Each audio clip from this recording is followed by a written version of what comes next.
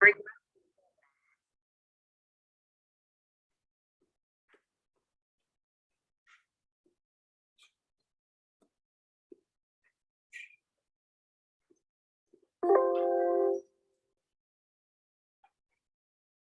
morning to all of you. Your today's topic is related to your reported speech, which is also called as direct, indirect speech. In this direct, indirect speech, you need to think over the three factors. One, the changes in the tenses. Here is a column for you. In this column, from which tense we are converting the direct sentences into indirect speech. दो बाजू में दो column दिए हुए हैं. एक left side में do does दिया हुआ है, उसके बाजू में जो चेंज होता है डीड और ऑब्लिक करके वर्ब टू भी डाला हुआ है. But the question is, do does जब सेंटेंस में आएगा तो क्या हर सेंटेंस में डिड ही बनेगा? ऐसा नहीं होता है. एक्चुअली कुछ सेंटेंसेस में वर्ब टू बनता है. अब वर्ब टू होता क्या है? मैंने ब्रैकेट में ब्रेक का ब्रोक ऐसा एक एग्जांपल दिया हुआ है. Let us take one example of this type.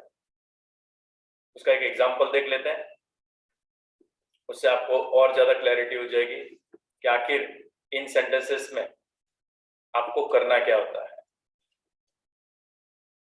For an example, मान लीजिए कोई प्लेन सेंटेंस है. मैं एग्जांपल्स लिख रहा हूं यहाँ पे, आपको एक एक सेंटेंस का हर एक का एग्जांपल ध्यान में आएगा. अगर कोई भी सेंटेंस जिसमें एकदम प्लेन टाइप का डू डज यूज किया हुआ है, तो उसे चेंज करते वक्त आपको क्या क्या चीजें ध्यान में रखनी है. For an example, the man said, the man said, पूरा कैपिटल में डाल रहा हूं. हो सकता है वहां पर एग्जाम में आपको अलग लेटर्स में दिया होगा. The man said, I do not. हो सकता है डू नॉट या डज नॉट, जो भी दिया रहेगा उसको कैसे चेंज करना है. आई do not like an ice cream.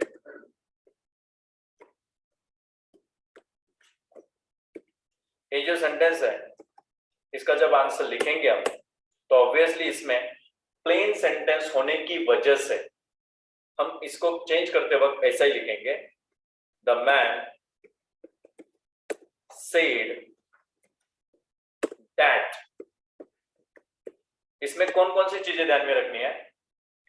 पहली चीज तो डायरेक्ट स्पीच में जो इन्वर्टेड कॉमास दिए रहते हैं या कॉमा जो दिया रहता है वो पूरा का पूरा हट जाता है. दूसरी चीज, सेंटेंस को इनडायरेक्ट में बनाते वक्त ये ध्यान में रखना है कि सेंटेंस पूरा पास्ट टेंस में जा रहा है, इसलिए हम कनेक्टर दैट का उपयोग करेंगे. लेकिन हर बार सेड दैट आएगा ऐसा नहीं है. अगर ये वाक्य किसी को कहा होता तो क्या होता, वो भी मैं क्लियर कर देता हूं. पहले इसमें किसने किसको बोला है, किसने बोला है ये समझ में आता है, किससे बोला है ये नहीं पता, इसलिए मैंने यहां पर सेड की जगह पे टोल्ड डाला नहीं है. अगर इसमें पता चल जाता कि XYZ व्यक्ति से उस व्यक्ति ने बात की है, किसी और से बात की है, जैसे कि the man said to his son, तो हम क्या करते हैं? सेड की जगह पे टोल्ड का उपयोग करते हैं अगर वो प्लेन सेंटेंस है तो. अब इसका आंसर ऐसा बनता है, the man said that he. क्यों ही? क्योंकि हम नहीं है इसके अंदर. सेंटेंस में हमें नहीं बोला गया ये सेंटेंस किसी और ने किसी और को बोला है. देयरफॉर हम क्या करेंगे, इसका आई का ही चेंज कर देते हैं. फिर आगे डू नॉट की जगह पे ही डिड नॉट. कुछ जन इसको डिडंट भी डाल सकते हैं. He didn't like an ice cream.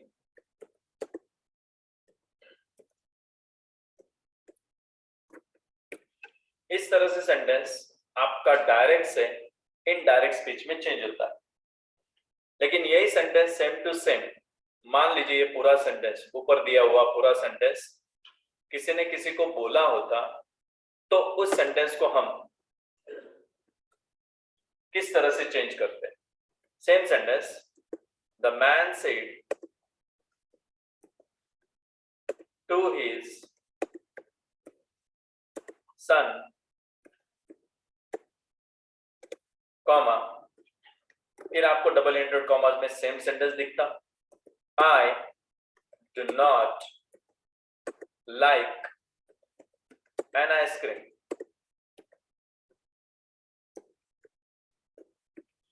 ये सेंटेंस जब हम चेंज करते हैं इनडायरेक्ट स्पीच में, तो उसका आंसर कुछ इस तरह से बनता, द मैन टोल्ड। बहुत बार सवाल ये उठता है कि टोल्ड ही डालना है कि कोई और वर्ड भी आ सकता है। एक्चुअली इसके टाइप्स होते हैं सेंटेंसेस के। एक प्लेन सेंटेंसेस जिनमें हमें सेड का टोल्ड ही बनाना होता है, लेकिन यही अगर सवाल होता तो क्या होता? सेम सेंटेंस हम डू डज मैंने जो ऊपर लिख के दिया है, अगर क्वेश्चन के फॉर्म में होता तो क्या होता? तो उसका भी जवाब हम इसमें ढूंढेंगे। लेकिन रिपोर्टिंग वर्ब जो है, जैसे कि said, told, asked, exclaimed, ordered, suggested, इन शब्दों का इस्तेमाल अलग अलग प्रकार के सेंटेंसेस में होता है। 4 प्रकार के सेंटेंस होता है, एक प्लेन टाइप का, 2 इंट्रोगेटिव टाइप के, 3 एक्सक्लेमेटरी टाइप के, और 4 असर्टिव या फिर इंपरेटिव टाइप के एक्चुअली होते हैं। इंपरेटिव्स में हम किसी को कुछ करने के लिए कहते हैं तो उसे इंपरेटिव कहते हैं। जैसे हम किसी को ऑर्डर कर रहे हैं, कमांड कर रहे हैं, रिक्वेस्ट कर रहे हैं, सजेस्ट कर रहे हैं, एडवाइस दे रहे हैं, एक्सेट्रा, उसके हिसाब से उन शब्दों का ही इस्तेमाल होता है। जैसे कि open the door, said the man ordered to open the door. इन सब चीजों के बारे में हम जैसे जैसे इनको समझेंगे वैसे वैसे इसके बारे में डिटेल्स ले लेंगे। पहले इसको चेंज करके देखते हैं, the man told his son that. बाकी का सेंटेंस वैसा का वैसा ही रहता है, बस इसमें सिर्फ रिपोर्टिंग वर्ब चेंज हुआ, दैट ही डिडंट या did not like an ice cream.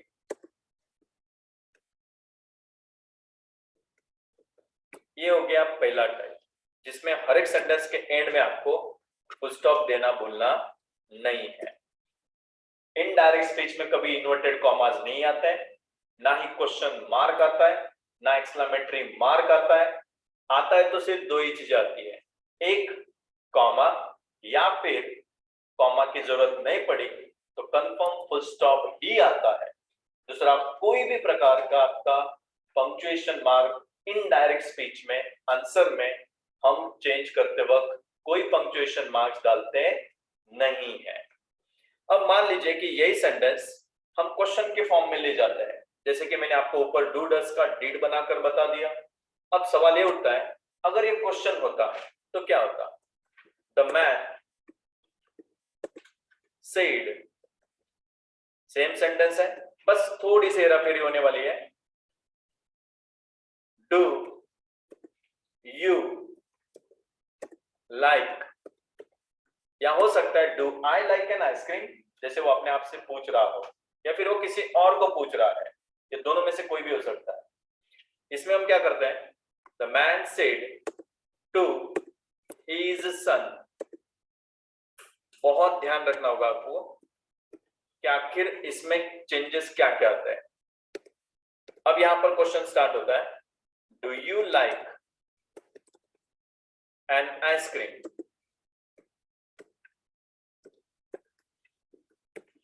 ये हो गया सवाल, क्वेश्चन होगा, इन्वर्टेड कॉमास कंप्लीट होंगे। अब फर्क देखिए क्या चेंज आता है। इसमें सवाल पूछा है, क्वेश्चन है, और क्वेश्चन का भी प्रकार है। 2 टाइप होते हैं क्वेश्चन के, एक यस नो टाइप, दूसरा WH टाइप, दोनों तैयार करेंगे हम, दोनों को समझेंगे। फर्स्ट टाइप में अगर समझ में आ गया तो सभी सेंटेंसेस में आपको ये समझ में आ जाएगा। पहले टाइप में देख लेते हैं। द मैन आस्क्ड, ये फर्क पड़ा, आस्क्ड, सेड और टोल्ड की जगह पे हम क्या डालेंगे, आस्क्ड डालेंगे। फिर बाद में आस्क्ड हिज सन, इसमें बहुत सारे स्टूडेंट्स एक गलती कर बैठते हैं, वो होती है दैट डालने की गलती। रिपोर्टेड स्पीच के अंदर सबसे पहले सेंटेंस का प्रकार देखिए, अगर वो क्वेश्चन वाला सेंटेंस है, क्वेश्चन मार्क दिख रहा है, तो गलती से भी दैट का उपयोग एज अ कनेक्टर में नहीं करेंगे। आंसर में सीधा आंसर जो बन रहा है वो किस तरह से बनेगा वो ध्यान से समझिए। द मैन आस्क्ड हिज सन, अब सवाल है do you like an ice cream, इसका आंसर वो लड़का यस या नो में दे सकता था, इसलिए इसको हम यस नो टाइप का सेंटेंस बोलते हैं। और यस नो टाइप के सेंटेंस जब आते हैं, एक तो हम इफ का उपयोग करेंगे या फिर वेदर का, इन दोनों में से एक का यूज करने के बाद दैट की जगह पे ये काम करता है। इफ और वेदर, वेदर का स्पेलिंग भी गलत ना लिखे, जो क्लाइमेट का स्पेलिंग होता है वैसा वेदर का होता है, वो ज्योग्राफी के अंदर का वेदर अलग है। और इसमें WHE, अब एक्चुअली यहां पर ए डाल दिया है, वो गलत है। WHETHER ये स्पेलिंग होना चाहिए। ये छोटी छोटी बातें जो आपको बहुत ध्यान से समझनी है। आंसर ऐसे बनता है, the man asked his sun if he, अब यहां पर खास ध्यान रखिए, हमें यहां पर डू का डिड बनने में तकलीफ होगी। क्यों?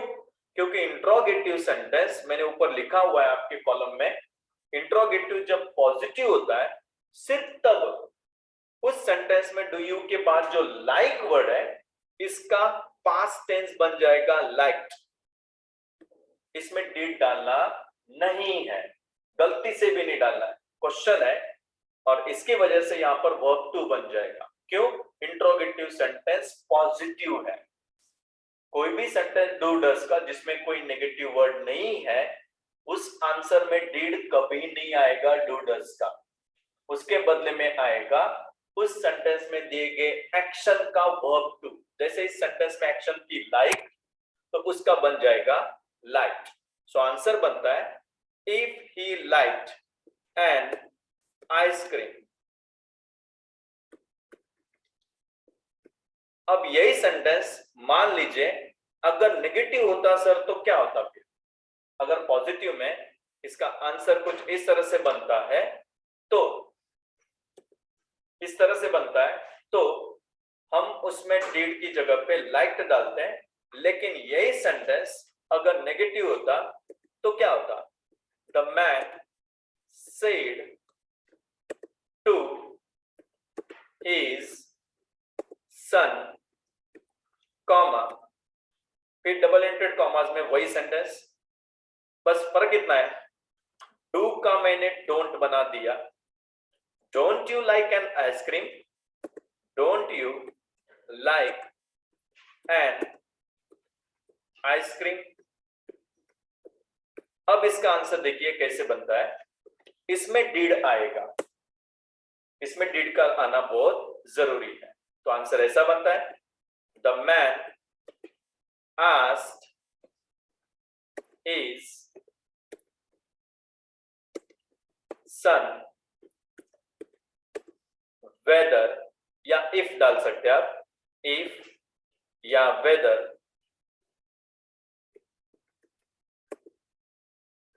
He didn't like. अब इसमें डिडंट क्यों आया? क्योंकि सेंटेंस नेगेटिव है, नेगेटिव होने की वजह से डू नॉट का हमें डिड नॉट बदल कर चेंज करना पड़ेगा, और इसलिए ही डिडंट या did not like. If he did not like, इसमें लाइक का लाइक रहता है, ईडी बनता नहीं है, लाइक एंड आइसक्रीम। तो प्लीज करके इन सेंटेंसेस को ध्यान से अपनी बुक में नोट डाउन करके रखें ताकि आपको कोई भी जो कंफ्यूजन है वो पूरा निकल जाएगा। ये था हमारा सबसे पहला कॉलम डू डस का, जिसका हमने चेंज किया था इनडायरेक्ट स्पीच में डिड और वर्ब टू डालकर। तो इसलिए इसको एकदम ध्यान से समझकर लिख लीजिए। चलो, इन दो टाइप के सेंटेंसेस को समझने के बाद एक प्लेन सेंटेंस, एक इंट्रोगेटिव दिया। अब इंट्रोगेटिव का दूसरा प्रकार भी समझ लेते हैं, सेम सेंटेंस उठाते हैं ताकि आपको कोई कंफ्यूजन ना हो। अब इसमें हम WH वर्ड डालकर सवाल बनाएंगे, उसमें भी सेम चेंज आएगा, बस क्या ध्यान में रखना है इसको ध्यान से समझिए। सेम सेंटेंस है, the man said to his son, comma, and now inverted commas के बाद आपको WH वर्ड डालना है। आप अपने हिसाब से चॉइस कर सकते हैं। Why do you like an ice cream, how do you like an ice cream, when do you like an ice cream. बहुत सारे सवाल कर सकते हैं। आपको आइसक्रीम कब पसंद है, क्यों पसंद है, किस लिए पसंद है, ये बहुत सारे सवाल जैसे जैसे बन सकते हैं वैसा हम बना सकते हैं। अब यहां पर हम एक वर्ड ले लेते हैं व्हाई। व्हाई, फिर ऊपर जो क्वेश्चन है वो वैसा का वैसा डालते हैं। Why do you like an ice cream. ये हो गया सवाल आपका। अब इसका आंसर ध्यान से समझिए। जैसा हमने do you like an ice cream का आंसर बनाया, जिसमें हमने इफ और वेदर डाला, बस उस इफ और वेदर को हटाना है और उसके हटने के बाद हमें वही WH वर्ड डालना है जो क्वेश्चन में दिया। जैसे कि वाई दिया है तो वाई डालेंगे, व्हेन दिया है तो व्हेन ही डालेंगे। बस वो इफ और वेदर की जगह पे हमें वो चेंज करना है। तो आंसर कुछ इस तरह से बनता है, the man asked his son। अब यहां पर सबसे बड़ा सवाल है, जैसे हमने इसके ऊपर के लास्ट सेकंड में जो डाला है do you like an ice cream का आंसर, देखो आप सेम टू सेम वैसा ही लिखने जा रहे हैं। द मैन आस्क्ड हिज सन, हमने इफ और वेदर डाला था, बस यहां पर हम वाई का वाई लिख देंगे। The man asked his son why he liked. इसमें डिड क्यों नहीं आता मैंने एक्सप्लेन किया, क्योंकि पॉजिटिव सेंटेंस जब होता है डू डस का तो उसमें कभी भी गलती से डिड नहीं आएगा, पॉजिटिव है तो। अगर मैं यही सेंटेंस नेगेटिव बनाता, why don't you like an ice cream, तो 100% उसमें डिड आता ही आता। तो आंसर कुछ इस तरह से, why he liked N ice cream, ये आंसर बन जाता है। आपको लगेगा कि ये क्वेश्चन मार्क आना चाहिए था, लेकिन नहीं आता, क्योंकि वाई को छुपा कर देखता हूं मैं।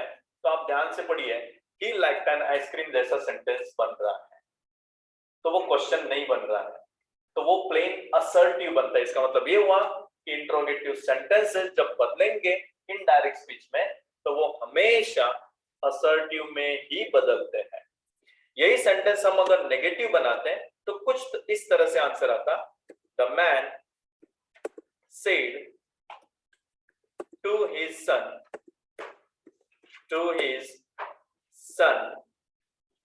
सेम सेंटेंस, बस नेगेटिव डालने जा रहे हैं। why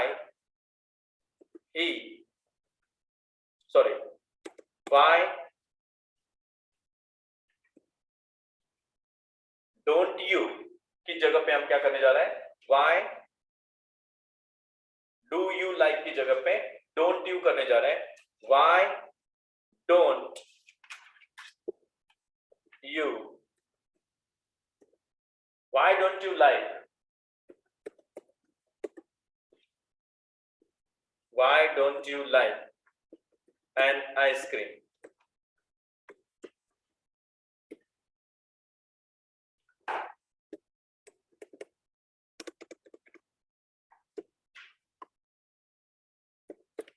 Why don't you like an ice cream?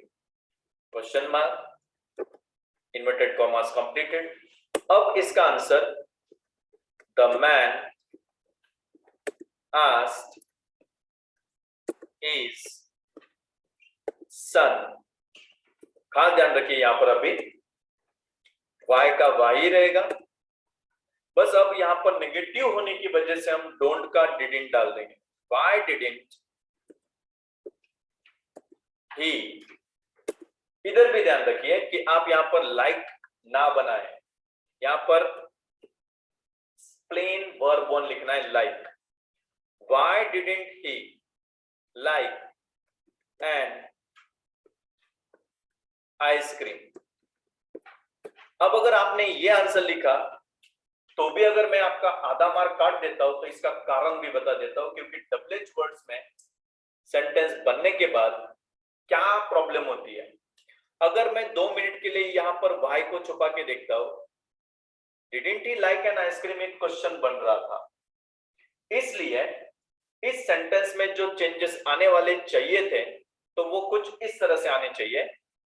इस ही को मैं यहां से हटाकर उसको मैं वाई के तुरंत बाद डाल देता हूं, why he didn't like an ice cream.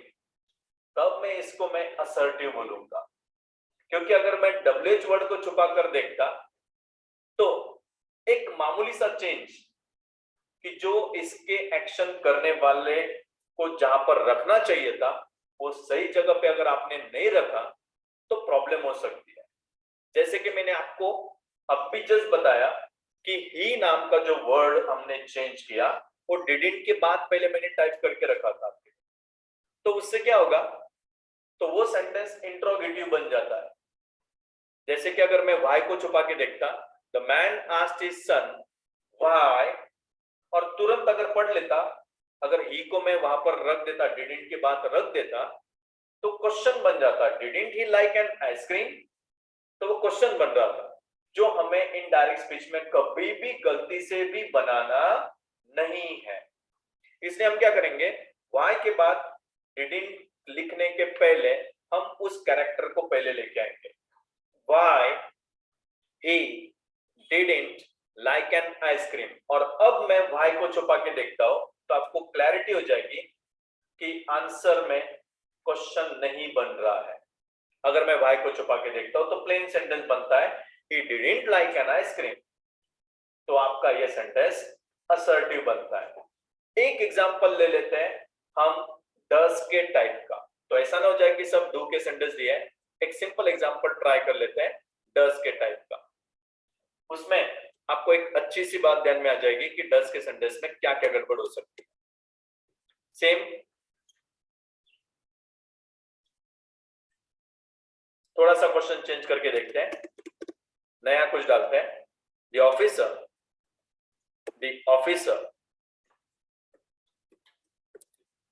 asked the laborer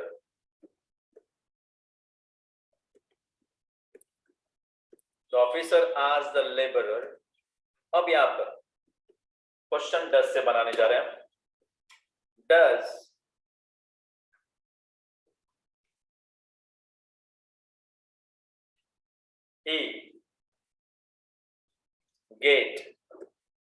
he get proper salary।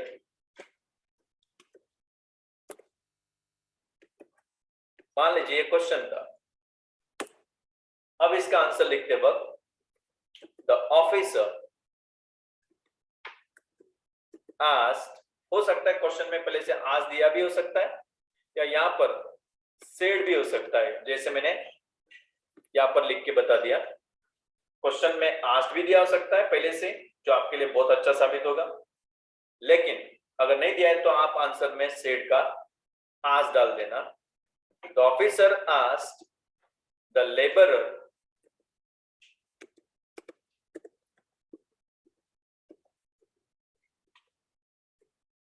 अब यहां पर इफ और वेदर का उपयोग कीजिए, इफ या वेदर।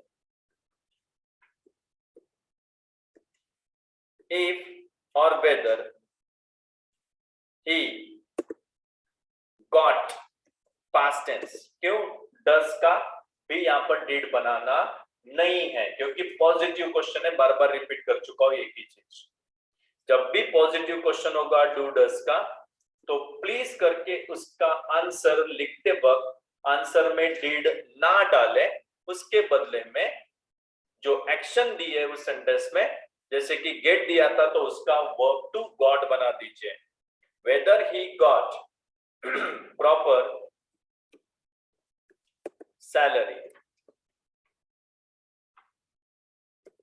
इस तरह से आपका आंसर बनेगा। लेकिन यही सेंटेंस अगर नेगेटिव होता तो इतना ही फर्क होता आंसर में। The officer asked the labourer if और whether he didn't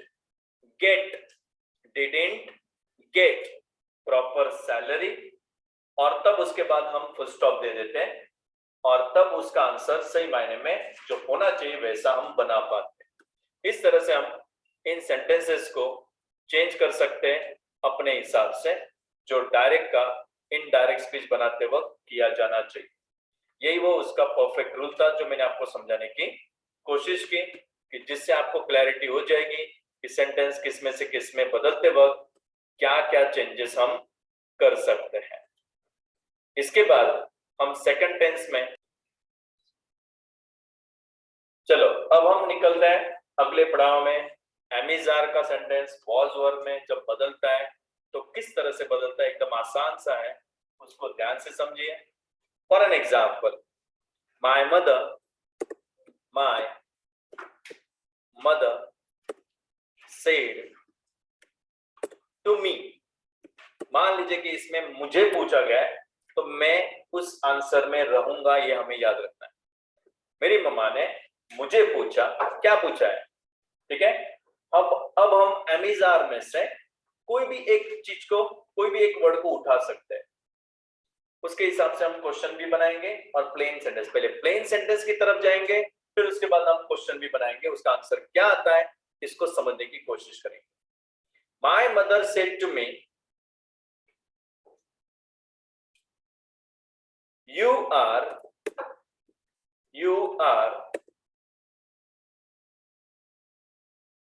very smart fellow, you are very smart fellow। इसमें ध्यान रखें कि ये साधारण प्लेन टाइप का सेंटेंस है, इसलिए अंत में इसका मैंने फुल स्टॉप डाला हुआ है, इसलिए इसका आंसर कुछ इस तरह से बनेगा, माय मदर आस्क्ड की जगह पे my mother told me that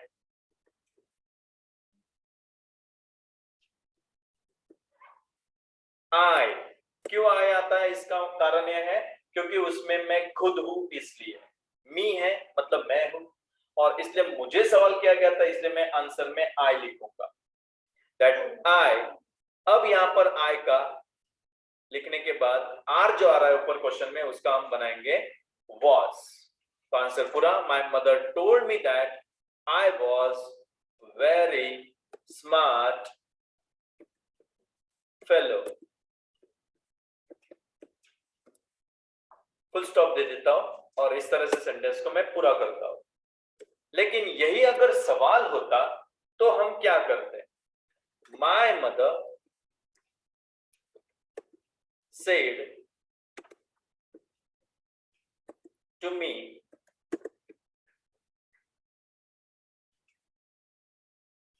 लगे तो हम क्वेश्चन बदलने की कोशिश करेंगे, सेंटेंस बदलते रहेंगे तो वो अच्छा रहेगा।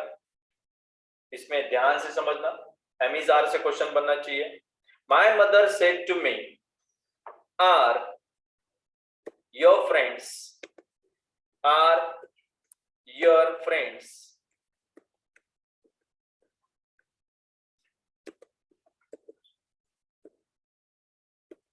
Very busy.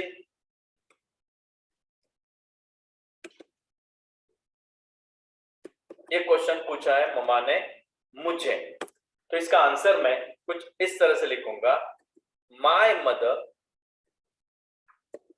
Asked me if my friends.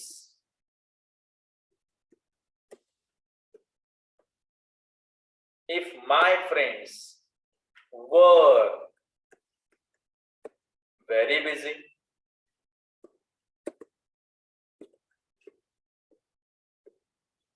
Full stop देना है। यहां पर भी हमने एमिजार का was were बनाया। सेम तरीके से हम सेंटेंस को WH टाइप में भी ले जा सकते हैं, और WH टाइप में जब ले जाएंगे तो इसका आंसर कुछ इस तरह से बनना चाहिए। तो भी ध्यान दीजिए कि क्या आंसर बनना चाहिए एग्जैक्टली। यही सेंटेंस हम थोड़ा सा मॉडिफाई करके लिखेंगे। My mother said to me. अब WH क्वेश्चन डालने का प्रयास करेंगे। How is your study going on?